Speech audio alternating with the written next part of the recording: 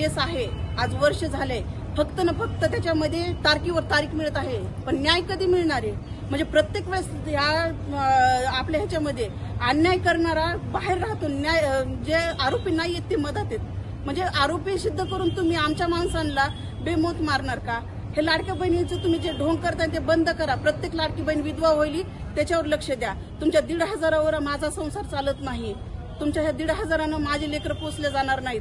मला न्याय पाहिजे. माझ्या माणसानं जो गुन्हा केला नाही त्या गुन्ह्याची शिक्षा आज भोगतोय आणि मला त्याच्यासाठी न्याय पाहिजे. आणि या न्याय अवस्थेमध्ये मी दर तारखेला इथं असताना देखील फक्त इथे तारीखावर तारीख भेटते, बाकी काही भेटत नाहीये. आम्ही तारखेवर तारीख हे करायची म्हणजे आम्ही स्वतः एसपी ऑफिसच्या समोर जाऊन भीक मागायची, तिथं उपोषण करायचं. याच्या पलीकडे काहीच नाहीये. तुम्हाला एक हे सगळं शो झालेला आहे की प्रत्येकावर अन्याय होतो आणि त्यांच्या घरचे येऊन उपोषणाला बसतात. उपोषण केलं की तुमचं साध्य होतं. मला फक्त एवढं म्हणायचं मुख्यमंत्र्यांना आणि उपमुख्यमंत्र्यांना की मला न्याय द्या. आणि ह्याच्यामध्ये जो आहे ना तो वाल्मिक कराड, त्याला एवढंच सांगणं आहे की तू जे केलंय ना त्याचे ना कर्म तुला भेटणार आहेत. आज तू प्रत्येकांचं लेकरं बाळ वनवासाला लावलेले आहेत ना, तुझंही त्याच्यामध्ये खात्मा होणार आहे. बघ वाल्मिक कराड, तू एवढं लक्षात ठेव. कारण का तुझी त्या केसमध्ये नाव असताना देखील वाल्मिक कराड तुझं नाव कमी केलेलं आहे आणि ज्यांनी ज्यांनी तुला साथ दिलेली त्या पोलिसांनी त्यांनाही हे कर्म चुकणार नाहीयेत. एवढं माझं म्हणणं आहे की आम्हाला आत्मदहन करायची वेळ आणू नका आणि आम्हाला उपोषणाची वेळ आणू नका. कारण आमचे खूप बारीक बारीक लेकरं आहेत आणि आमच्या नवऱ्याने न केलेल्या गुन्ह्याची शिक्षा तुम्ही त्यांना देऊ नका. आणि प्रत्येक वेळेस तारखेवर तारीख, पैसा हा पाठीशी पूर्ण येणार नाहीये. न्याय द्या. न्याय देवतेला माझं एकच म्हणणं आहे की तुम्ही विचारपूर्वक न्याय द्या आणि न्याय करा. कारण दोषी जे नाही आहेत त्यांना तुम्ही दोषी बनवायलात आणि जे दोषी आहेत ते मोकाट पोलिसांसोबत फिरतात, त्यांच्या सोबत बसलेले असते चहा पाण्याला, पण ते लोकांनी त्यांना ते अटक करत नाहीयेत. का न्याय मिळत नाही? मला न्याय मिळाला पाहिजे. महादेव गित्ते हा माणूस एक माशी सुद्धा मारू शकत नाही आणि त्याच्या घरावर त्याच्यावरच फायर करून त्याच्या घरी येऊन गोळीबार करून गोट्या गित्ते, राजेश फड ह्याने स्वतःहून ते बापू आंधळेला गोळ्या घातल्यात, माझ्या समोर घातलेल्या आहेत. ह्यांनी गोळ्या घातलेल्या असताना देखील ते मोकळे फिरतायत आणि माझ्या नवऱ्यावर नाव घालून माझा नवरा आज मदत आहे. त्याला गोळी लागून सुद्धा त्याचं एवढं मोठं ऑपरेशन होऊन सुद्धा त्याला आज जामीन मिळत नाहीये.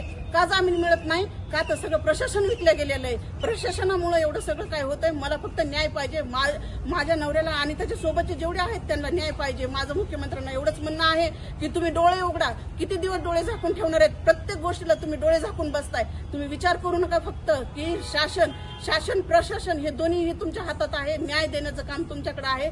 तुम्ही न्याय द्या. एवढीच माझी विनंती आहे मुख्यमंत्र्यांना की आमच्या लेकरं बाळ वनवासाला लावू नका, आमच्या लेकरा बाळांचा टळटळाट घेऊ नका. कारण का आम्ही खूप आशेनं तुमच्यापर्यंत येतो, बाकी कुठंच जात नाहीयेत. धन्यवाद. माझं मुख्यमंत्र्यांना एवढंच म्हणणं आहे की आज जे आमच्यावर अन्याय होतंय ह्या अन्यायाला कधी न्याय मिळणार आहे? कारण हा अन्याय सहन करण्याची हद्द असते. ज्यांनी गुन्हे केले नाहीत ते अजूनही जेलमध्ये आहेत आणि ज्यांनी गुन्हे केलेत ते अजून फरार आहेत. सगळ्या लोकांसोबत राहतात, पोलिसांसोबत राहतात, अजूनही ते त्यांच्या सोबत आहेत. तरी अजून आम्हाला न्याय नाही. तुम्ही न्याय कधी देणार आहेत? का आमचाही जीव गेल्याच्या नंतर न्याय देणार आहेत का? असं करून तुम्ही प्रत्येक अन्यायाच्या विरोधात जेवढे गेले तुम्ही त्यांचा जीव घेतलेला आहे. तुम्हाला फक्त ना फक्त ज्यांनी अन्याय केले तर त्यांना दोषी न ठरवता त्यांना फक्त त्यांच्या सोबत राहायचंय तुम्हाला. आणि आम्हाला जगायची इच्छा संपलेली आहे. आमच्या लेकरं बाळ आणि आम्ही एसपी ऑफिस समोर जाऊन आत्मदहन करणार आहेत. आम्हाला न्याय पाहिजे, बाकी ह्याच्या पलीकडे काहीच नाही. लाडकी बहिणीचं काय मुख्यमंत्र्याला सांगणं? लाडकी बहीण कशाची लाडकी बहीण? उगाच त्यांनी स्वतः निवडून येण्यासाठी ह्या सगळ्या गोष्टी राजकारणात उभं राहण्यासाठी एवढं केलंय. कशाच्या? प्रत्येक लाडकी बहीण विधवा होईली. अजून काय पाहिजे? प्रत्येक लाडकी बहीण विधवा होईली आणि त्या लाडक्या बहिणीला हा सांभाळणार आहे काय 1,500 रुपयामध्ये?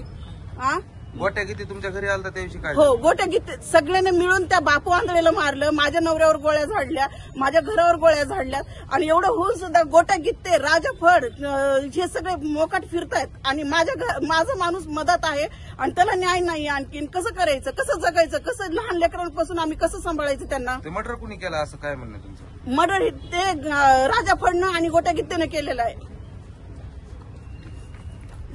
काय झालंय? आमचा काही संबंध नव्हता. आम्हाला विनाकारण हाणमार करून गुतवलंय.